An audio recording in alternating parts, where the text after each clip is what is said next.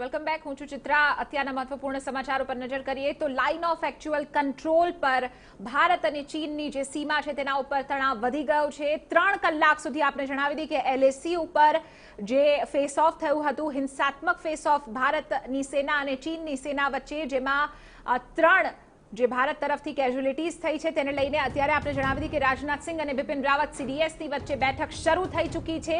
જે latest development આ સમગ્ર મામલે થયું છે, ચીની મંત્રાલય તરફથી કહેવામાં આવ્યું છે કે ભારતે પહેલા તો એક રીતે તેમના ચાઇનીઝ પર્સનલ ઉપર એક રીતે અટેક કર્યો હતો તેવા આક્ષેપ ચીની સરકારે લગાવ્યા છે. આ વચ્ચે જે ગતિવિધિ વધી છે, રક્ષા પ્રધાન રાજનાથ સિંહ અને CDS બિપિન રાવતની વચ્ચે અત્યારે બેઠક શરૂ થઈ ચૂકી છે. થોડી વારમાં પ્રેસ કોન્ફરન્સ પણ કરવામાં આવશે. 2 વાગ્યાનો સમય અહીં આપવામાં આવ્યો છે. બીજી તરફ આપણે જણાવી દઈએ કે જે ચીની મીડિયા છે તેના તરફ જે જાણકારી મળી રહી છે તે અનુસાર ચાઇનીઝ સરકારે એટલે કે ચીની સરકારે એક રીતે કહ્યું છે કે કોઈ પણ યુનિલેટરલ ડિસિઝન અથવા તો તણાવભર્યો જે ડિસિઝન છે તે ભારત ન લે તેવી એક રીતે ધમકી પણ આપવામાં આવી છે. રાજનાથ સિંહ અને બિપિન રાવત અત્યારે બેઠક કરી રહ્યા છે. થોડી મિનિટો પહેલા આપણે જણાવી દઈએ કે આર્મી તરફથી આ સ્ટેટમેન્ટ આધિકારિક રીતે આપવામાં આવ્યું છે અને તેને લઈને જે પ્રેસ કોન્ફરન્સ છે તે પણ થશે.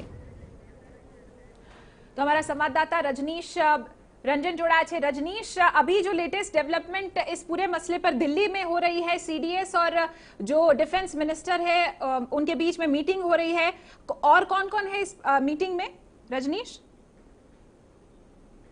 रक्षा मंत्री ने यह बैठक बुलाई है राजनाथ सिंह ने, और chief of defence staff Bipin Rawat के अलावा विदेश मंत्री S जयशंकर उस बैठक में मौजूद हैं. और चूंकि कल रात को आधी रात के बाद ये घर्षण हुआ था, सरकार के पास पूरी रिपोर्ट आ चुकी है और उस रिपोर्ट के बाद ही आर्मी ने बयान जारी किया और अब सरकार के स्तर पर भी बैठक शुरू हो गई है.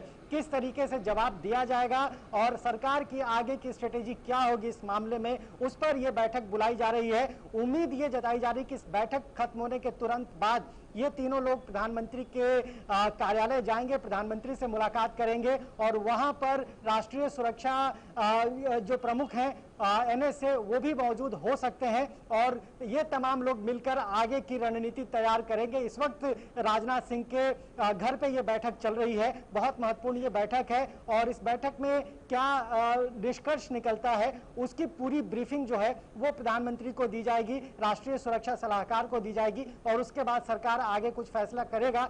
हालांकि आर्मी ने जो बयान जारी किया है उसमें ये बताया गया है कि दोनों तरफ से, यानी कि भारत और चीन के दोनों जो सैन्य अधिकारी हैं वो मामले को नॉर्मल करने के लिए बातचीत कर रहे हैं. यानी कि सैन्य स्तर पर बातचीत शुरू हो चुकी है, सरकारी स्तर पर बातचीत चल रही है और जो प्राइम अथॉरिटी है उनको आगे का निर्णय लेना है, तो तमाम लोग उस बात का इंतजार कर रहे हैं. महत्वपूर्ण बात यह है कि गोली नहीं चली है किसी भी तरफ से, न भारत की ओर से न चीन की ओर से. ये एक फिजिकल अटैक था और उसमें 3 जो भारत के एक सैन्य अधिकारी और 2 आर्मी के जवान हैं वो शहीद हुए हैं. लेकिन सूत्र इस बात की जानकारी दे रहे हैं कि कैजुअलिटी उस साइड भी हुई है, यानी कि चीन की तरफ भी नुकसान हुआ है.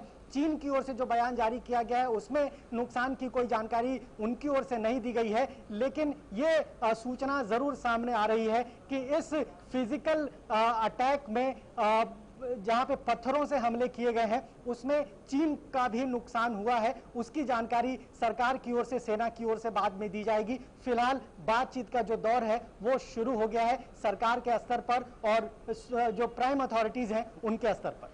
रजनीश, इस बीच ministry of foreign affairs of China की ओर से ये ट्वीट भी किया गया है कि पहले जो है वो भारत की ओर से उनके जो पर्सनल थे उन पे अटैक किया गया है और कहीं ना कहीं ये धमकी भी दी गई है कि कोई भी यूनिलैटरल डिसीजन या फिर एक्शन, यानी कि कोई भी एक तरफा एक्शन भारत ना करे. इसको कैसे समझा जाए? देखिए, चीन निश्चित तौर पर धमकी दे रहा है, उसकी अपनी गिदर भभकियां हैं और जब भी 2 देशों के बीच में तनाव होता है वो अपनी गलती नहीं मानता है.